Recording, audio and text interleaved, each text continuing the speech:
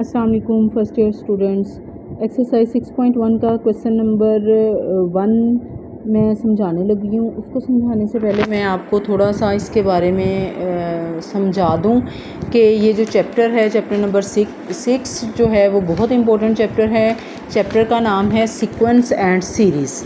ठीक है, तो सीक्वेंस एंड सीरीज़ जो है वो चैप्टर का नाम है। इसकी डेफिनेशन सबसे पहले मैं आपको सीक्वेंस की समझा दूं कि सीक्वेंस होता क्या है। सीक्वेंस की definition, a sequence is a function whose domain is the set of all natural number. कि सीक्वेंस क्या है कि उसकी जो डोमेन है वो set of all natural numbers होती है और रेंज में भी any subset of natural number or real number or complex number. जो सीक्वेंस होता है उसकी जो डोमेन है वो सेट ऑफ नेचुरल नंबर होती है, जो रेंज होती है वो सेट ऑफ रियल नंबर भी हो सकती है और कम्प्लेक्स नंबर भी हो सकती है। ठीक है, इसके साथ साथ जो सीक्वेंस मतलब इसमें जो हम सीक्वेंस में पढ़ेंगे the number in a sequence is called, ये पहली सीक्वेंस है, दूसरी सीक्वेंस है, तो ये इनको हम कहेंगे टर्म्स। तो नंबर ऑफ सीक्वेंस इन जो होगा वो कहलाएगा टर्म्स कहलाएगा। ठीक है, जैसे फर्स्ट टर्म है तो उसको आप A1 लिखेंगे, सेकंड टर्म है A1 लिखेंगे, सेकंड टर्म है तो आप इसे A2 लिखेंगे, A3 एंड सो ऑन।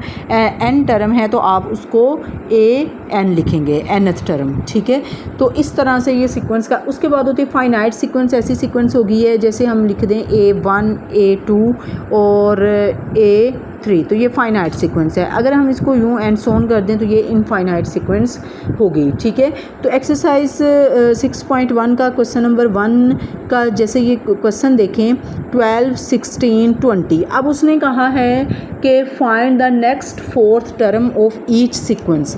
ये आपके पास एक इनफाइनाइट सीक्वेंस है, अगली आपने 4 टर्म्स इसकी बतानी है। ठीक है, तो इसके लिए आपको सबसे पहले आपको पता होना चाहिए कि फर्स्ट 2 में क्या डिफरेंस है, अगली 2 में क्या डिफरेंस है। अब यहाँ पे देखें 16 माइनस 12, इसका डिफरेंस क्या आ जाएगा, 4 आ जाएगा। ठीक है, 16 minus 12 is equal to difference है इसका, वो इज़ इक्वल टू 4 आ जाएगा। ठीक है, तो इसी तरह अब 20 माइनस 16 करेंगे तो भी 4 आ जाएगा, मतलब डिफरेंस सेम है। तो इसका मतलब अगली जो टर्म होगी वो होगी 20 प्लस 4 24। अगली क्या होगी 24 प्लस 4 28। उससे अगली क्या होगी प्लस 4 32।